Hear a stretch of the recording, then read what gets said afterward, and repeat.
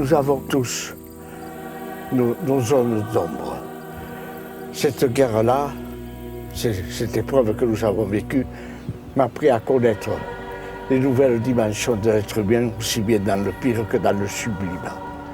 Et le langage n'ayant pas suivi, des fois, pour communiquer la réalité de notre vécu, les mots nous manquent.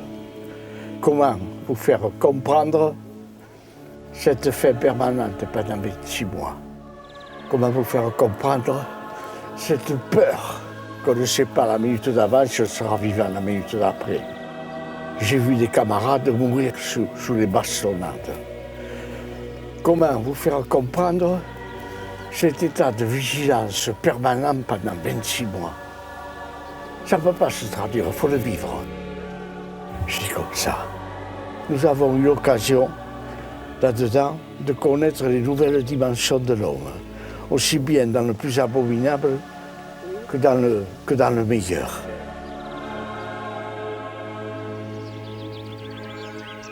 Oui, vous l'avez vu en soutane. Ah oui, mais pas tellement souvent peut-être, mais... Non, mais quand il venait pendant les vacances. Voilà, oui. Les vacances, oui. Oui. Il était dans le chœur à la Dans le chœur avec le recteur. Oui.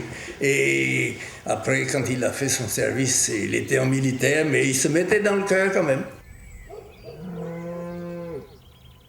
Et en fait, d'après les dates, il semblerait que c'est au moment du décès de ma mère que ce carton, il soit passé à l'as et que je ne l'ai pas vu et qu'il ait atterri dans une décharge.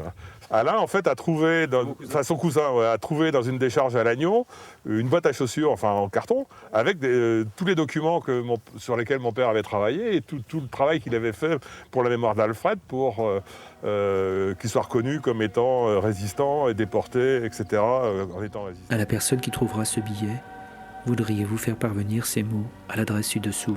Chers parents, je suis en bonne santé.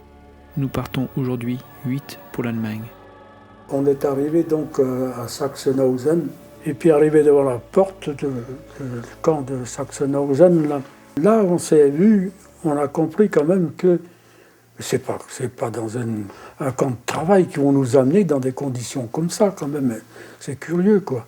À la fin du mois d'avril, il y avait un appel tous les jours, puis un jour ils prennent environ 300 hommes, mais sans trier, sans rien faire. Et arrivé à Custrin, on était quasiment que des Français. Et puis j'ai eu l'occasion de travailler justement avec lui à la terrasse, sûrement.